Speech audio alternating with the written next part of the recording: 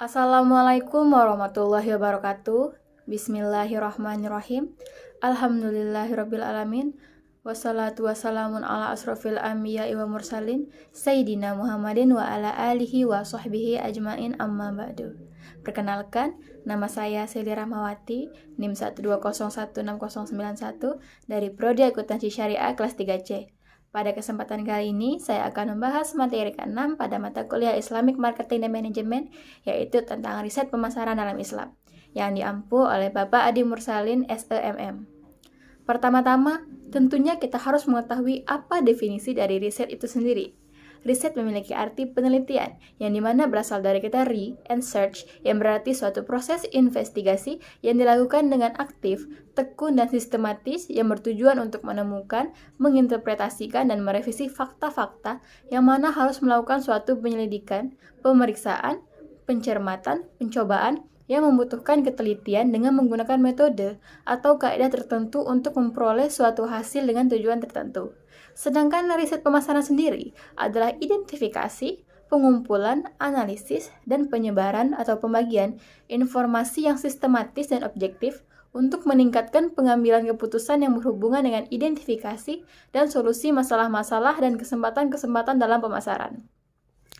Dalam pandangan Islam sendiri, riset adalah sebuah penyelidikan yang terorganisir untuk dijadikan sebuah masalah yang lebih spesifik dengan tujuan untuk mencari jawaban atau solusi terhadap masalah tersebut, yang dimana harus dilakukan dengan sifat yang jujur dan tidak dusta, dan juga tidak merugikan pihak-pihak manapun, agar bermanfaat untuk kemaslahatan bagi kehidupan umat manusia. Sesuai dengan firman Allah Subhanahu wa taala yang menyuruh kita bertelitilah, yaitu dalam Al-Qur'an surah An-Nisa ayat 94 yang bunyinya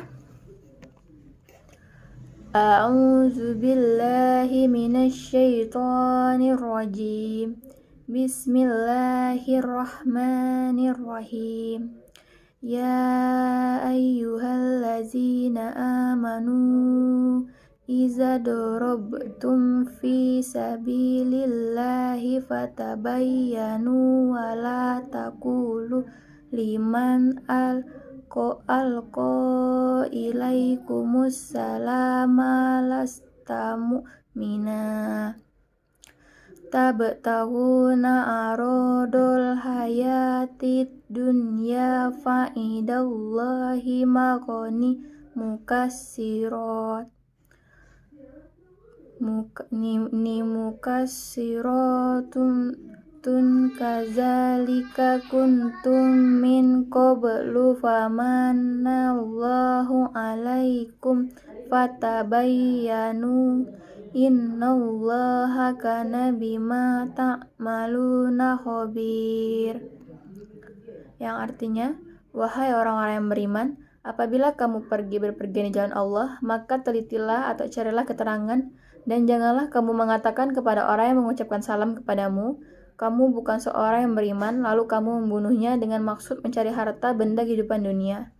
Padahal di sisi Allah ada harta yang banyak, begitu jugalah keadaan kamu dahulu. Lalu Allah memberikan nikmatnya kepadamu, maka telitilah. Sungguh Allah Maha mengetahui terhadap apa yang kamu kerjakan.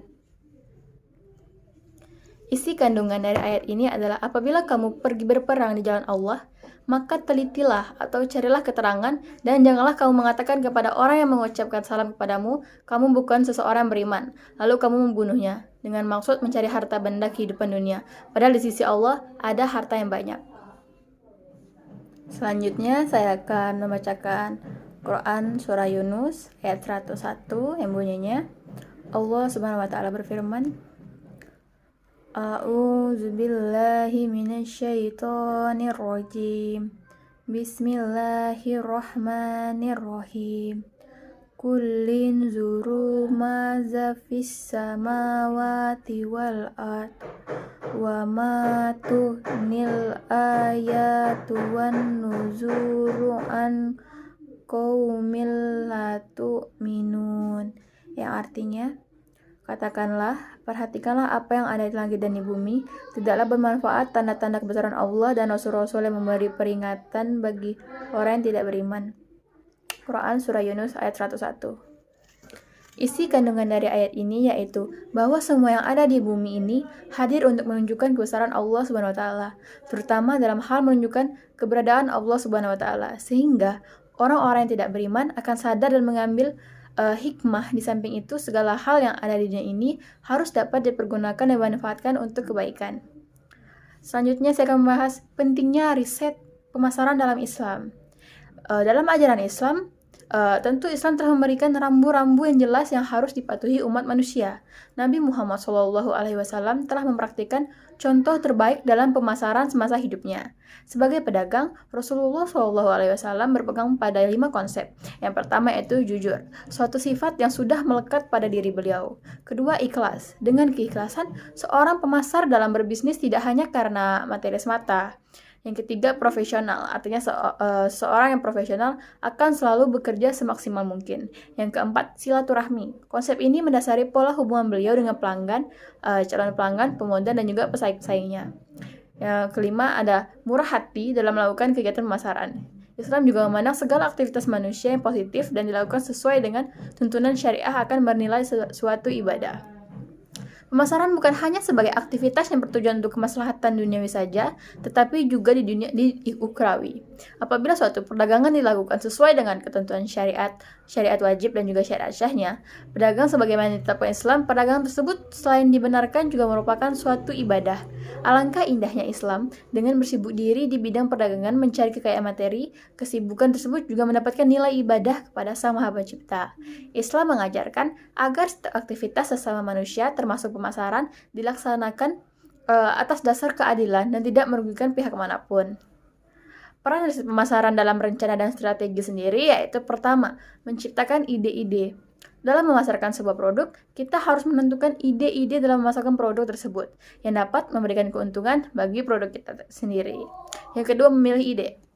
Dari sekian banyak ide yang disampaikan oleh tim marketing, ide-ide tersebut akan disimpan dan disaring lalu akan dirundingkan, kemudian akan dilihat ide mana yang sesuai dengan sasaran pasar yang akan kita tuju. Yang ketiga, uji dan pengembangan konsep. Setelah mengetahui ide yang akan digunakan, maka selanjutnya kita uji apakah ide tersebut akan tepat sasaran atau tidak, serta kita harus melakukan pengembangan konsep seperti konsep produksi, konsep produk, konsep penjualan, konsep pemasaran, dan juga konsep pemasaran solusi agar strategi pemasaran kita lebih matang. Yang keempat, ada pengembangan dan strategi pemasaran. Setelah menentukan pengembangan konsep yang sesuai dengan sasaran pasar yang akan kita tuju, maka kita dapat menentukan strategi dalam memasarkan produk yang telah kita ciptakan. Yang kelima, ada analisis bisnis. Setelah mengetahui strategi yang baik dan bagus untuk memasarkan produk, barulah kita menganalisis bisnis yang telah kita ciptakan. Apakah akan mengalami kenaikan atau penurunan dalam memasarkan produk tersebut. Yang keenam, pengembangan produk. Dari menganalisis bisnis tersebut, kita dapat melihat kembali apakah bisnis kita mengalami penurunan atau kenaikan. Jika mengalami penurunan, maka kita harus memperbaiki strategi dan ide-ide agar produk yang kita pasarkan dapat diterima konsumen. Jika mengalami kenaikan, maka kita dapat mengembangkan lebih banyak lagi produk yang kita ciptakan. Yang ketujuh, ada tes pasar.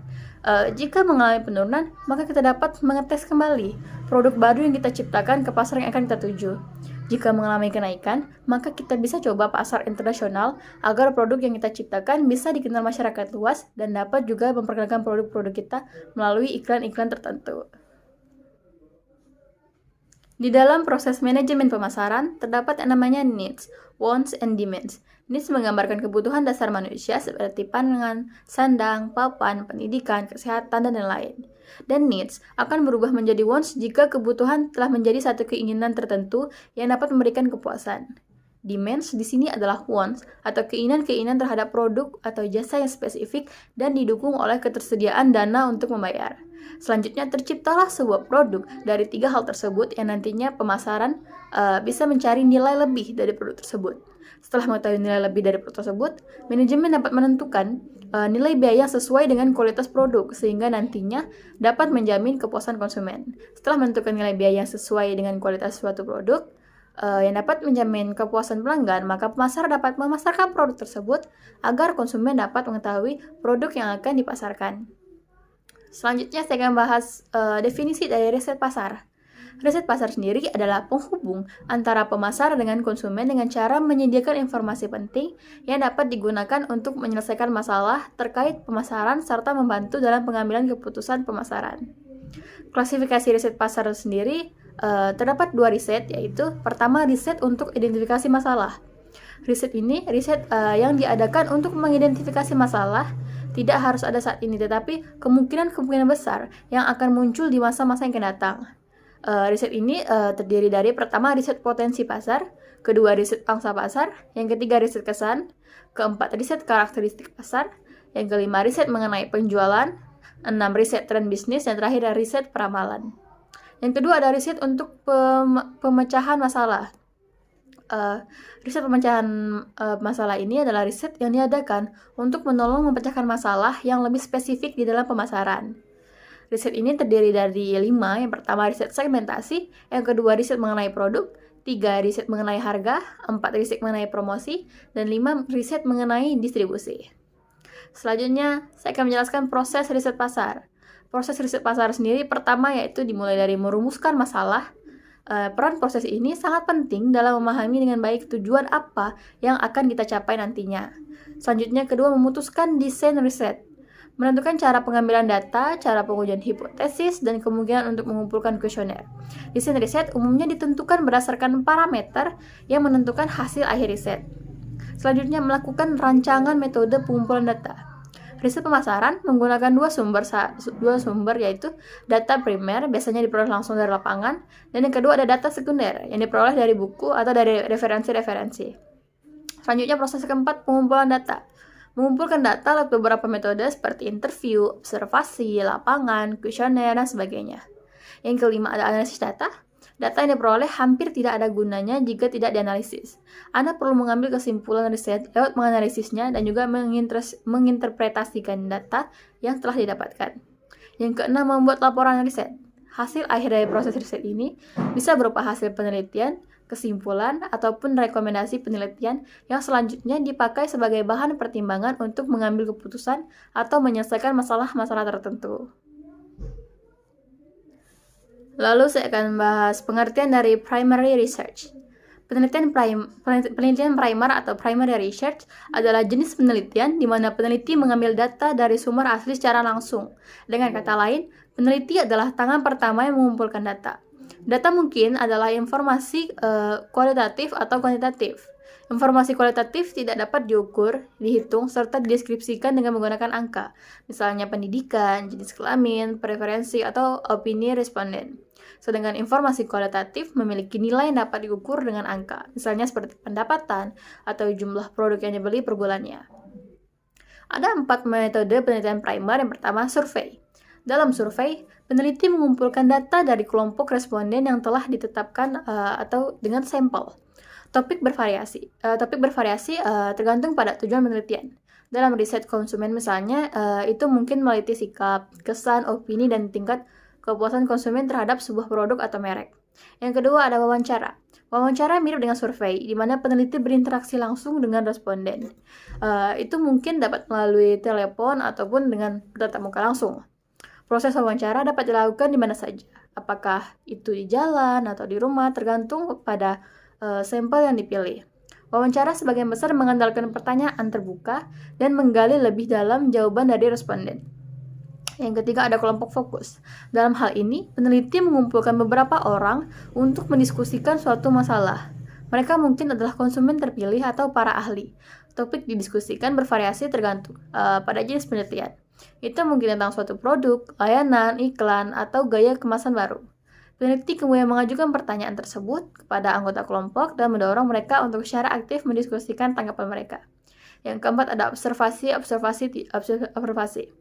Observasi tidak melibatkan interaksi langsung dengan responden, melainkan peneliti menonton dan mengamati responden dan membuat catatan tentang mereka. Misalnya untuk riset perilaku pelanggan di toko retail, peneliti mungkin akan mencatat gender, produk apa yang pertama kali mereka tuju saat masuk ke toko, apa yang mereka masukkan ke dalam keranjang belanja, dan apa yang mereka bayar di kasir dan berapa jumlahnya, seperti itu.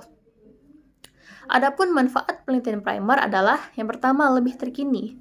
Data diambil pada waktu itu dibutuhkan oleh peneliti. Itu berbeda dengan data sekunder, di mana ada lebih banyak jeda waktu antara pengambilan data dengan publikasinya.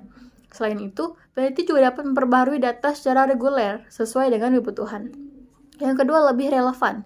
Peneliti mengambil data sesuai dengan tujuan dan pertanyaan yang ingin mereka jawab. Misalnya, jika mereka meneliti kebiasaan belanja konsumen antara usia 20-30 tahun, mereka dapat menentukan sampel yang sesuai. Yang ketiga, rahasia. Hanya peneliti memiliki akses terhadap data. Orang lain tidak dapat menggunakan tanpa seizin mereka. Yang keempat, lebih terukur. Memang, penelitian primer juga mengandung bias, namun beberapa di antaranya berada dalam kendali peneliti. Misalnya dalam memilih sampel, mereka memiliki kendali atas responden yang terpilih dan data yang terkumpul sehingga lebih representatif. Itu sulit didapatkan dari data sekunder, yaitu dari data sekunder. Adapun kelemahan penelitian primer sendiri, yang pertama mahal. Peneliti harus mengeluarkan uang lebih banyak untuk mendapatkan data. Nominalnya tergantung pada penyiapan atau metode penelitian utama yang digunakan. Jumlah dan jangkauan geografis responden juga dapat mempengaruhi biayanya. Yang kedua, memakan waktu. Survei dan wawancara misalnya mungkin membutuhkan beberapa hari tergantung pada jumlah responden. Setelah data diperoleh, peneliti harus mengentri data, membersihkannya, dan menaruhnya dalam sebuah database. Yang ketiga, variasi lebih rendah. Data primer hanya berisi topik yang diteliti. Sebaliknya, data sekunder lebih bervariasi karena berasal dari berbagai sumber. Yang keempat, sampel tidak valid. Kesalahan pengambilan sampel membuat pekerjaan menjadi sia-sia. Meskipun tidak ada masalah dengan kuesioner ataupun jawaban responden, sampel yang tidak representatif menghasilkan kesimpulan yang bias, sehingga memilih sampel yang tepat adalah tahap awal dan utama dari suatu penelitian. Lalu ada quantitative research. Menurut quantitative research adalah jenis penelitian yang dilakukan dengan mengumpulkan data dalam bentuk numerik. Dapat dilakukan dengan membandingkan sejumlah variabel atau menilai keaktifan beberapa intervensi. Ini juga dapat dimaknai dengan sebuah frasa, kata, ataupun sebuah kalimat yang menggambarkan dan memberitahukan tentang sebuah penerangan, makna, atau ciri utama dari suatu, baik itu benda, proses, ataupun aktivitas maupun seseorang. Kemudian ada pengertian dari sampling.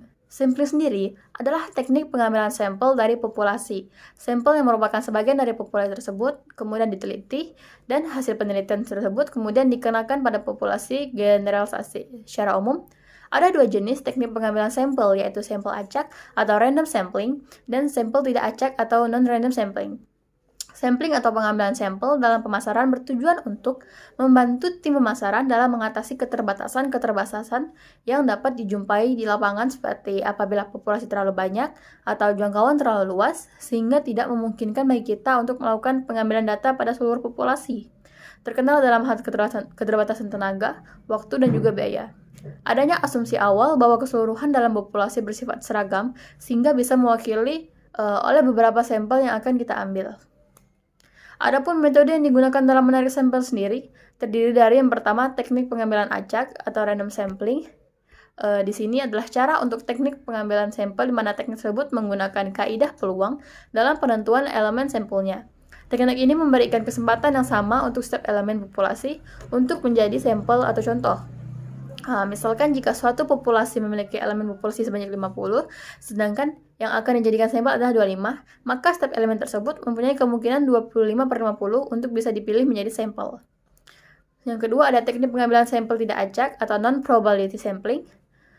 Kebalikan dari teknik pengambilan sampel acak di sini, teknik non-probability sampling peneliti memilih anggota untuk penelitian secara acak.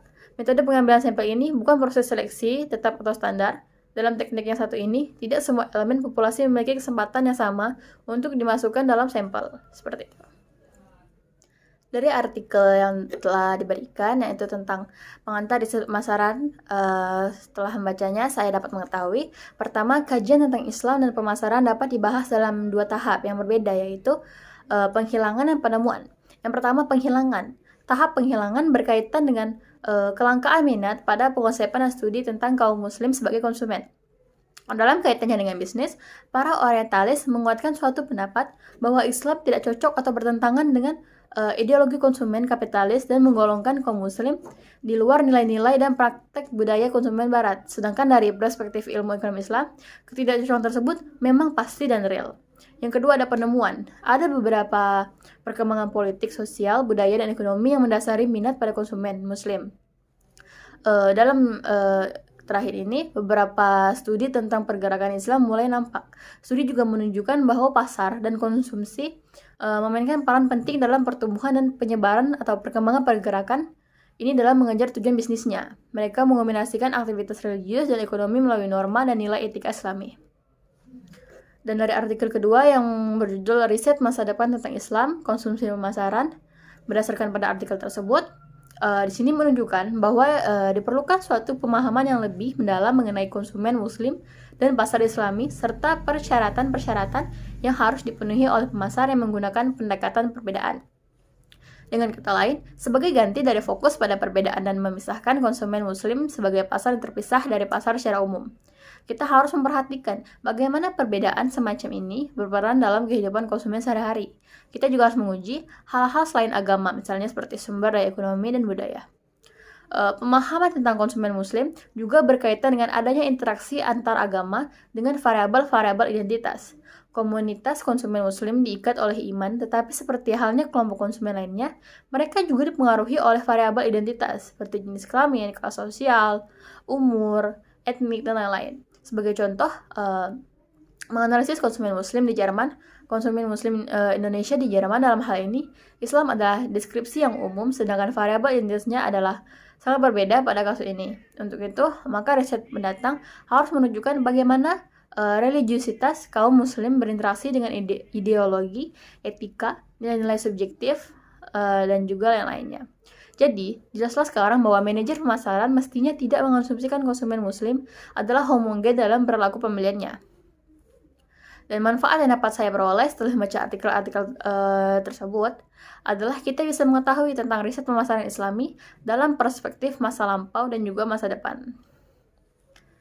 Dan selanjutnya, setelah membaca jurnal-jurnal riset pemasaran Islam, saya dapat mengetahui tentang pertama, materi pengantar riset pemasaran yang meliputi definisi dari pemasaran itu sendiri, proses manajemen pemasaran dan konsep dari pemasaran, serta rencana dan strategi pemasaran, peran riset pemasaran dalam rencana strategi pemasaran, definisi riset pasar dan klasifikasinya, tentang teori sampling, klasifikasi dan penjelasannya, dan terakhir teori tentang keuntungan pemasaran, pangsa pasar, dan juga target pasar.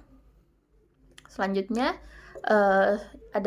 diberikan video, dan setelah saya menontonnya, terdapat video yang berjudul tentang riset pemasaran dan peramalan permintaan dalam Islam, atau manajemen pemasaran syariah. Yang pertama, pembahasannya tentang definisi riset dalam Islam.